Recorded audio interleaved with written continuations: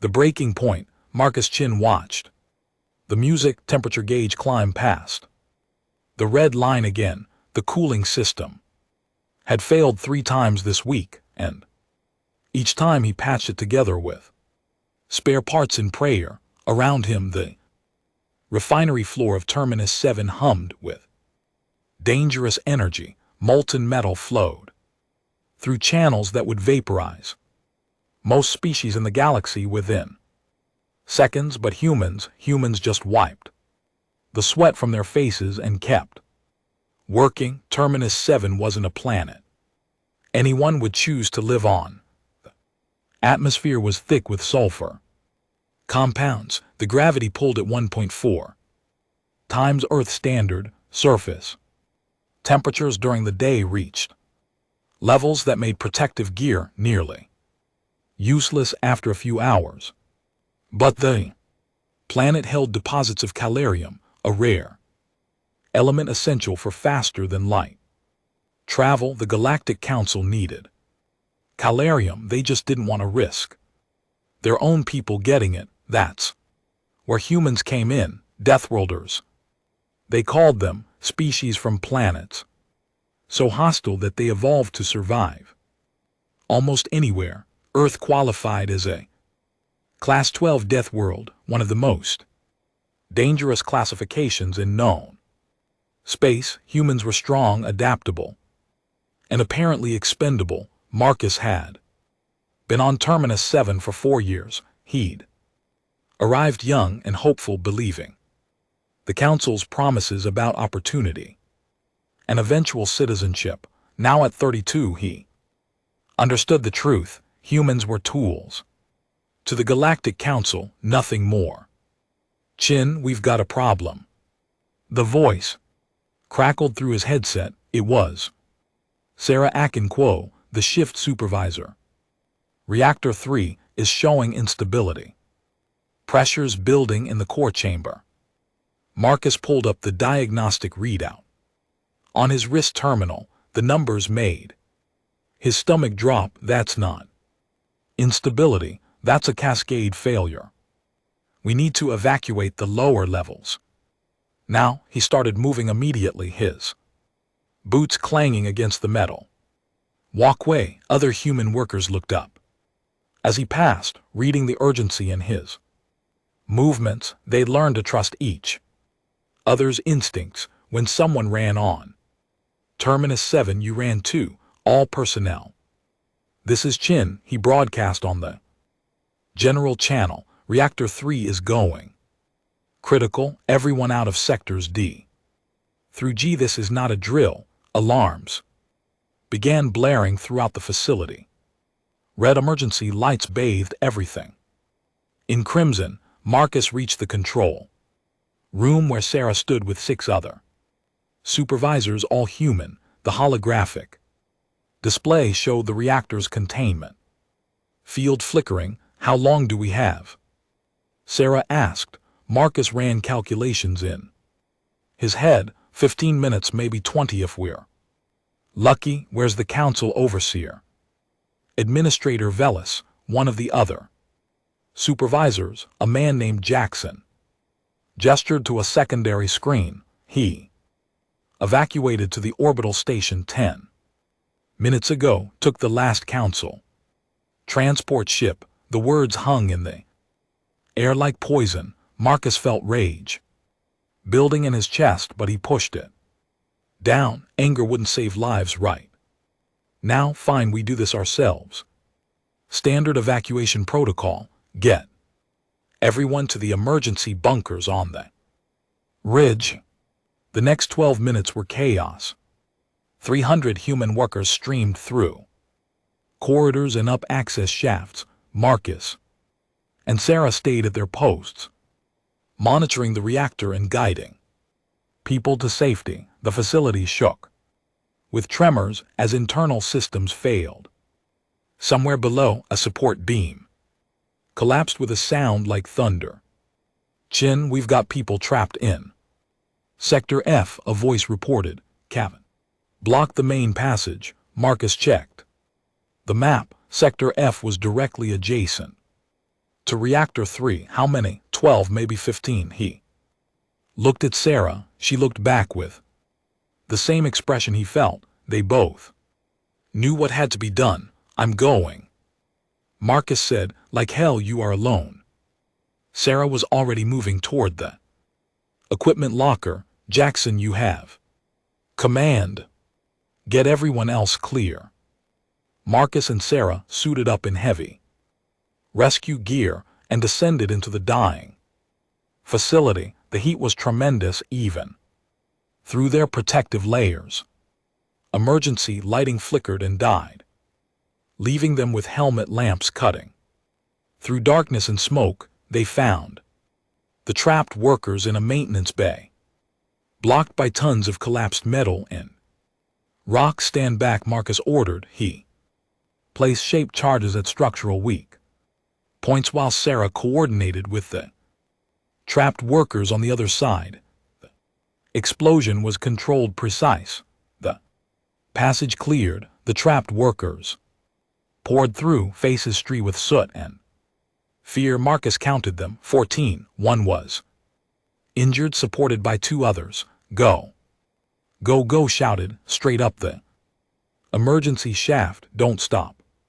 Sarah was checking her terminal. Marcus were out of time. Core breach in 90 seconds. They ran. The facility groaned around them like a dying beast. Behind them, warning klaxons reached a fever pitch. Marcus' lungs burned. His legs felt like lead.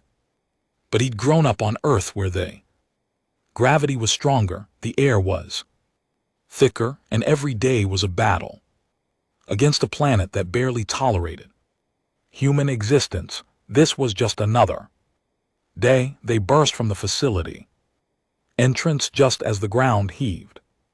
Marcus tackled Sarah, covering her as debris rained down. The reactor didn't explode, it simply failed catastrophically. A column of superheated plasma vented into the sky, turning night into day. The main refinery building collapsed in on itself.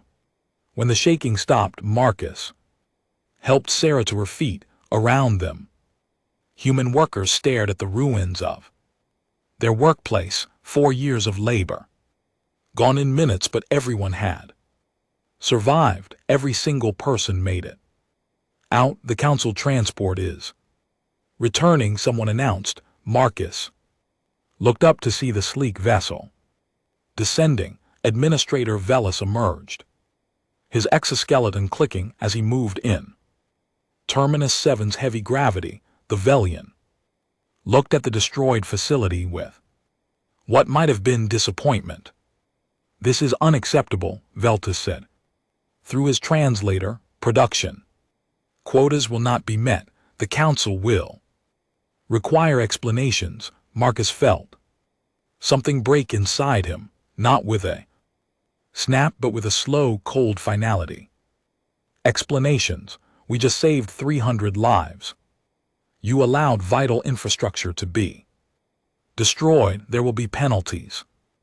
Wages will be garnished until no. The word came out flat, emotionless. Marcus pulled off his helmet and looked directly in his compound eyes. We're done, all of us. You abandoned us. You fled while we were still inside. You didn't even send a warning. Your safety is not my primary concern. Resource extraction is my primary concern. You are contract workers. You will fulfill your obligations. Sarah stepped forward. Read your contract again, Administrator.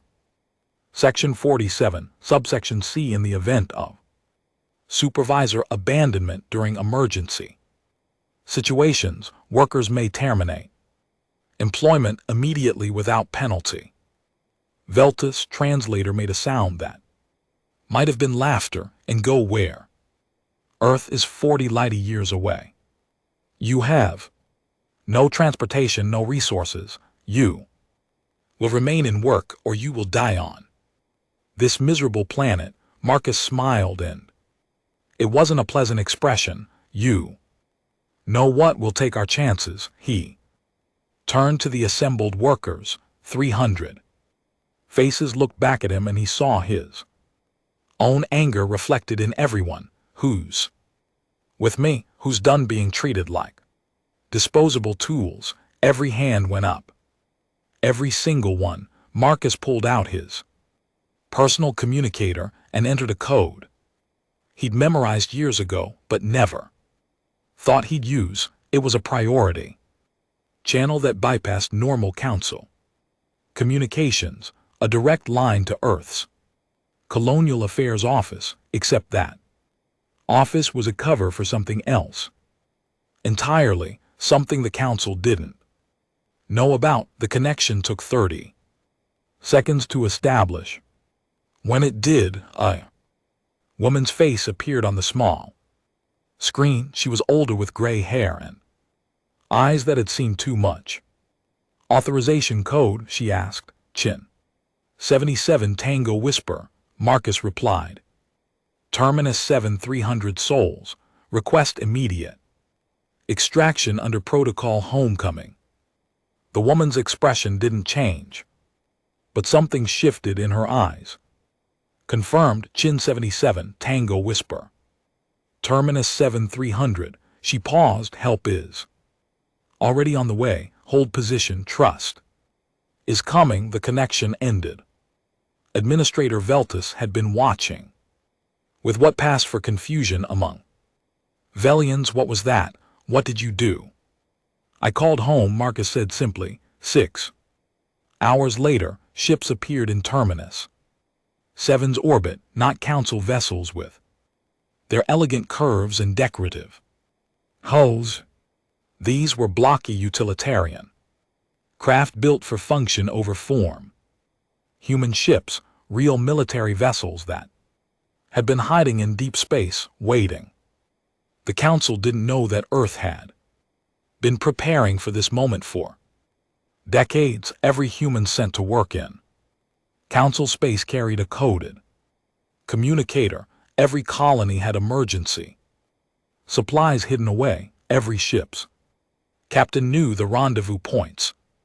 Humanity had been patient. They played the role of grateful probationary members, but they'd never forgotten what they were. Survivors from a death world who'd fought their way to the stars, despite a universe that tried to kill them at every turn. The human ships landed, and soldiers in combat armor emerged. Real soldiers, not the ceremonial guards the council was used to.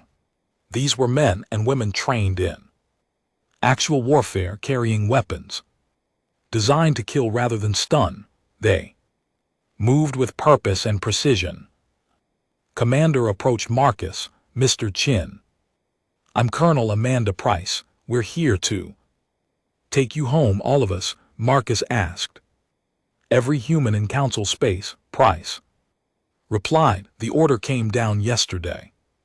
Protocol homecoming is now active across 200 systems. We're bringing everyone home. Marcus looked at his fellow workers, exhausted, filthy, but alive.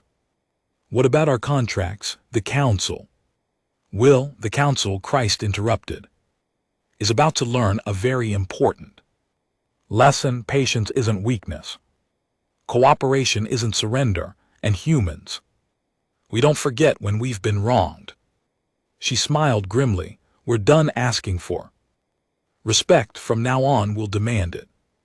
As the human workers boarded the transport ships, Marcus took one last look at Terminus 7, a planet that had tried to kill him every day for 4 years. A place where the council had sent humans to die because they were too valuable to waste their own people on. He felt no sadness at leaving it behind, only a cold, certain knowledge that everything was about to change. The galaxy had treated humanity like disposable labor for half a century. Now, they were going to learn what happened when Deathworlders stopped being patient. The ships lifted off, leaving Administrator Velis alone on the ruined planet staring up at the sky, in the council chambers halfway across the galaxy. Alarms were beginning to sound.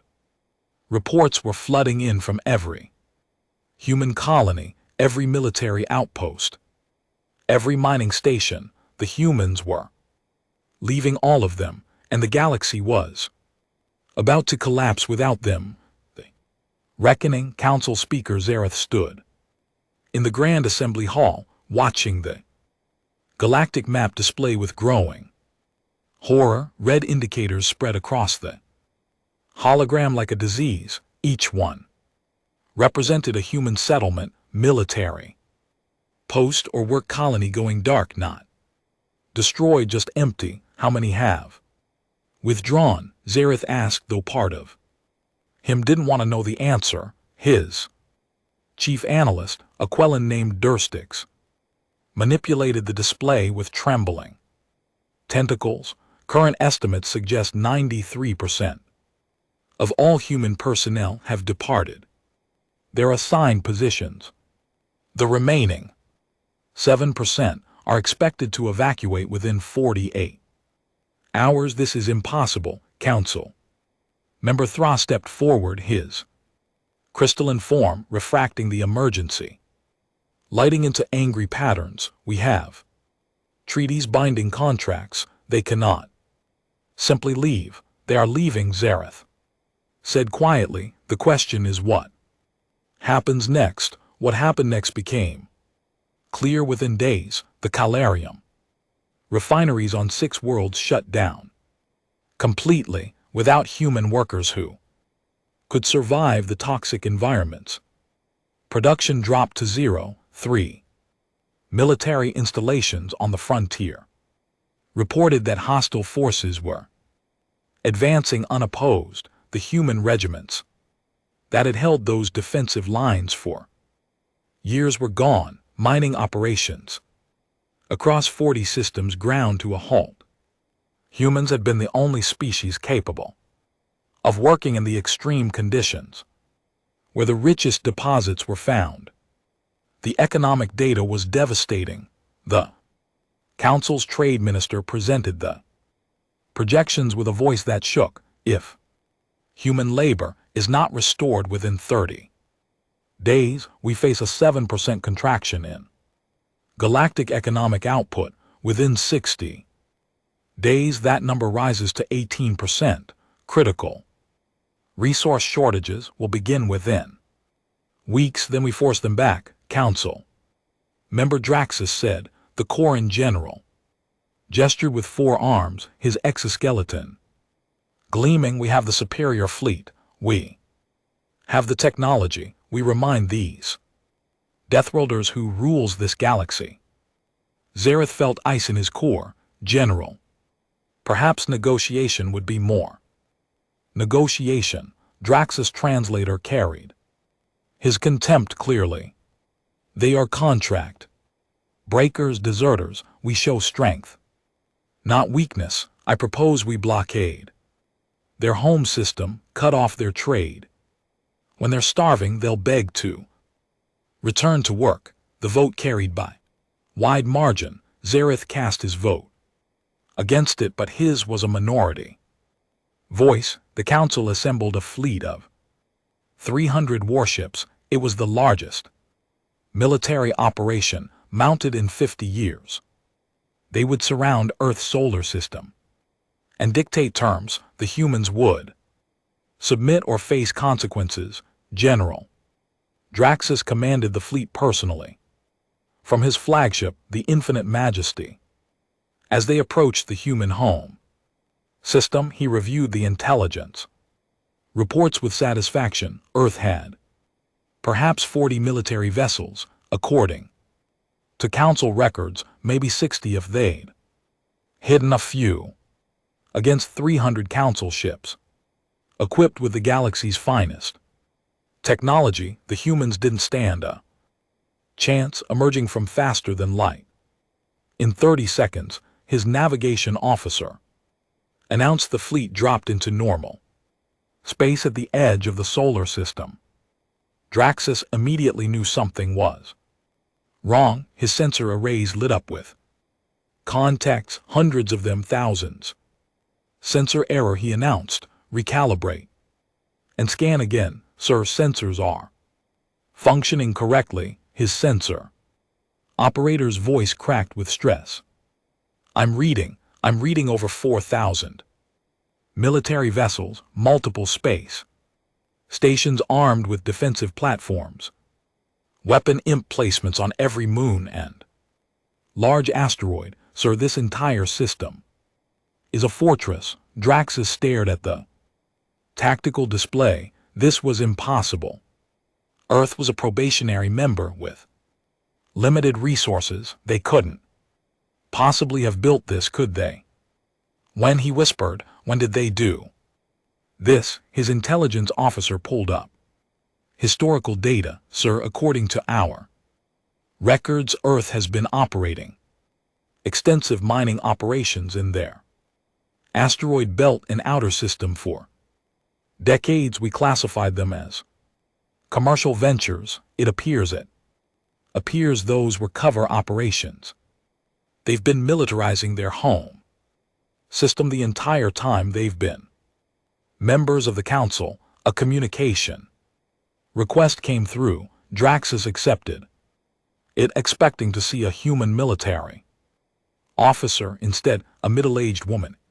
Civilian clothes appeared on his screen. She had gray hair, tired eyes, and an expression of absolute certainty. General Draxus, she said, I am Director Helen Zio of Earth's Colonial Affairs Office. You are ordered to withdraw from this system immediately. Draxus' mandibles clicked in amusement. You are in no position to give orders. Surrender your vessels or we will take them by force. You misunderstand the situation, Helen said calmly. This is not a negotiation. This is a warning. You have entered sovereign human space with a military fleet. That is an act of war. You have 60 seconds to begin your withdrawal or we will interpret your presence as hostile intent. Hostile intent? Draxus laughed, a sound his translator rendered as contempt. You dare threaten the Council? We have 300 warships. You cannot possibly. 45 seconds, Helen interrupted. Draxus cut the connection and turned to his tactical officer. Prepare to demonstrate our superiority. Target their largest military station. Fire one warning shot. Something impressive that won't cause casualties. Show them we're serious. The Infinite Majesty's main cannon charged.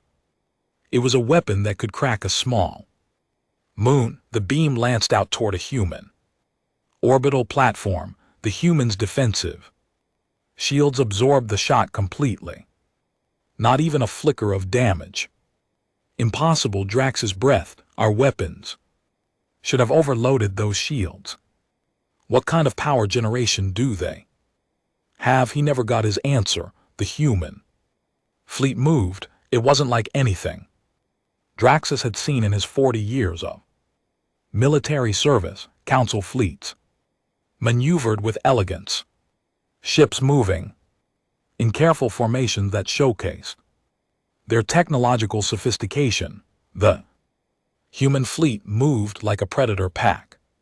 Fast, coordinated, brutal. Hundreds of human vessels accelerated to attack. Speed in seconds. They didn't waste time with warning shots or demands for surrender. They simply opened fire with everything they had. Draxus' flagship shook as kinetic rounds slammed into their shields, not energy weapons that his defenses were designed to counter. Physical projectiles moving at relativistic speeds, missiles with nuclear warheads, laser arrays powered by reactors that should have been too large to mount on vessels that size. All ships defensive formation. Draxus ordered return fire. Show them Council Superiority, his fleet tried, they really did. Council ships fired their sophisticated energy weapons, they deployed their advanced electronic countermeasures, they maneuvered with the precision their training emphasized. But none of it mattered. The humans fought like they'd been doing this their entire existence because they had. Earth's history was written in warfare. Thousands of years of humans fighting. Humans had created a species that understood violence at a fundamental level. They didn't fight to look impressive or demonstrate technological superiority. They fought to win. Human vessels concentrated their fire, overwhelming shields through raw volume.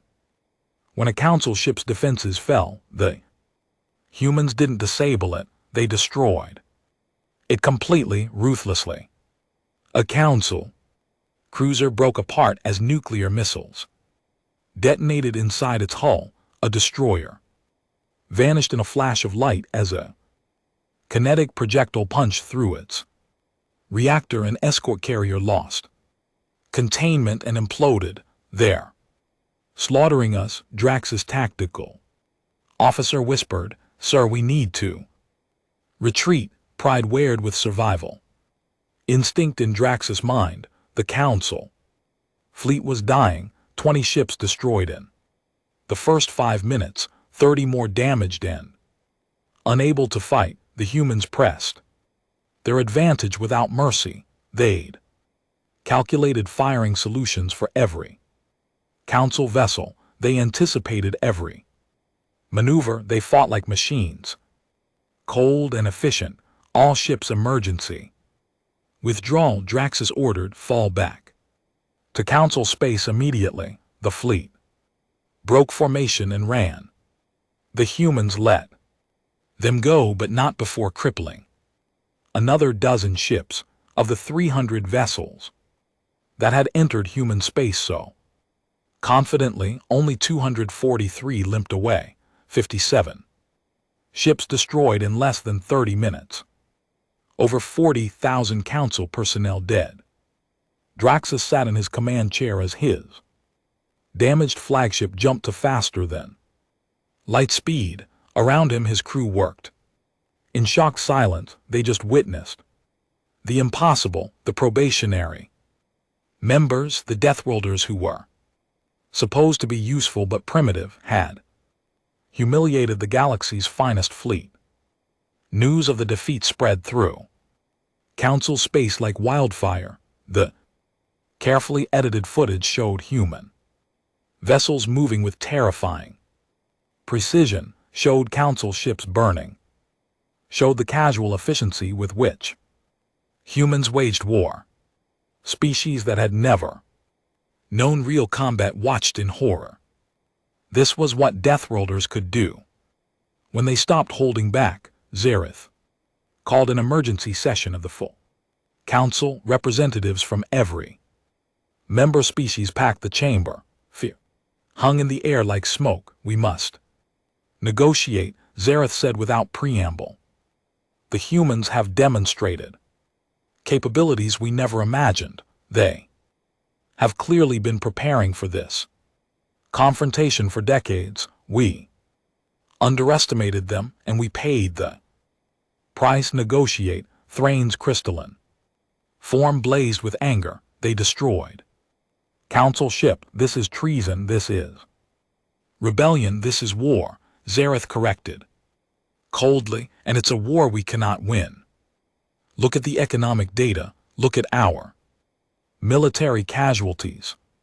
Look at the fact that every dangerous job in the galaxy, every toxic world, every hostile environment was being worked by humans because no one else could survive there. We didn't respect them, we used them, and now they're done being used."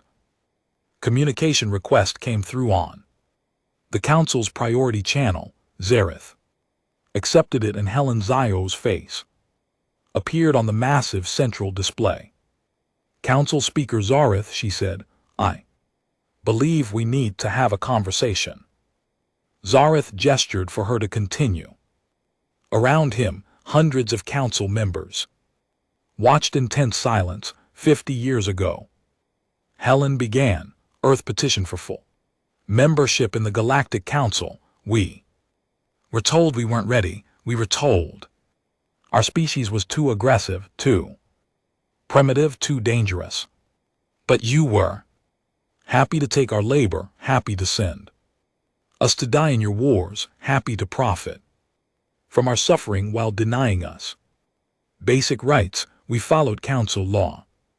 Someone objected. You exploited loopholes in council law. Helen corrected. You treated us as disposable.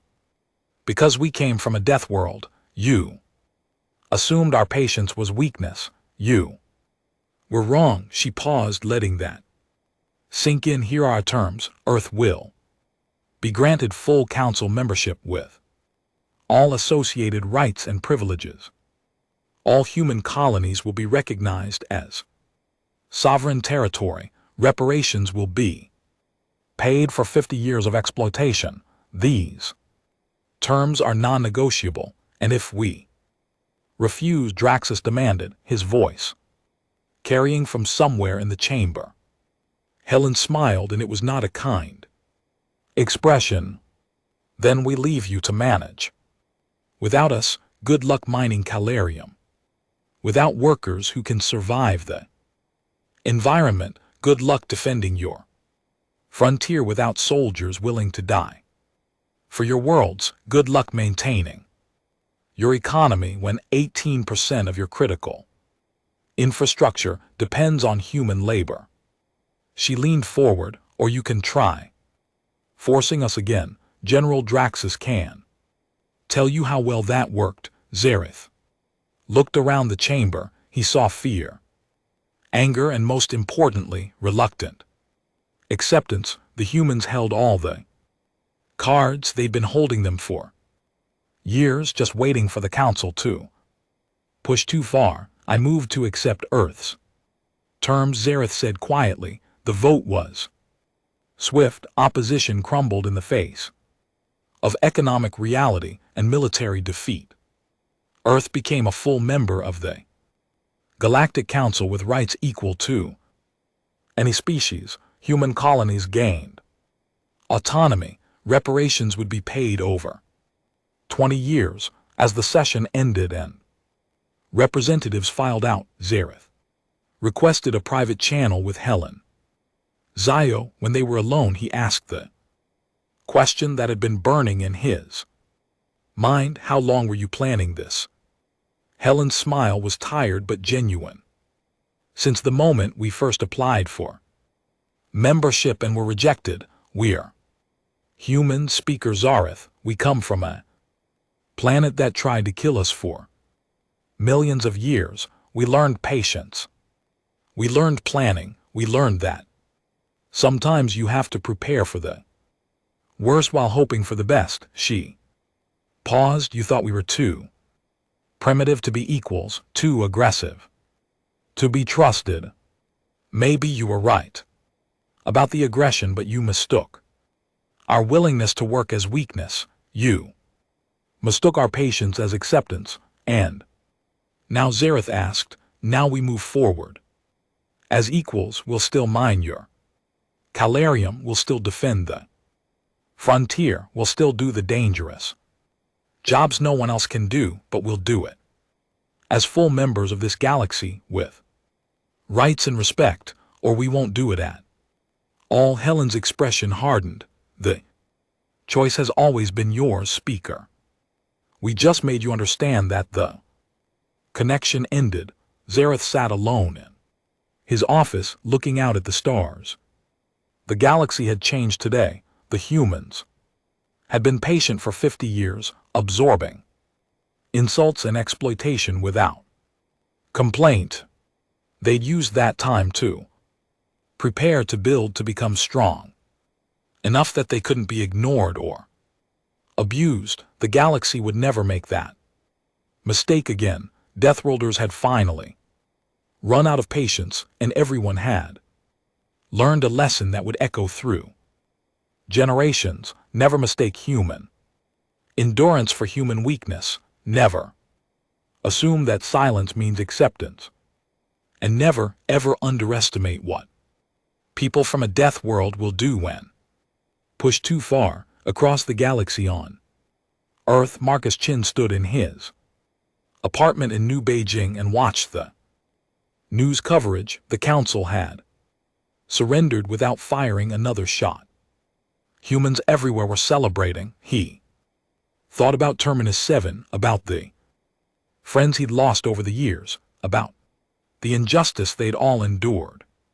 Justice had finally come, not through begging or diplomacy alone, but through strength born of preparation and patience. Humanity had earned its place among the stars, and the galaxy would never forget.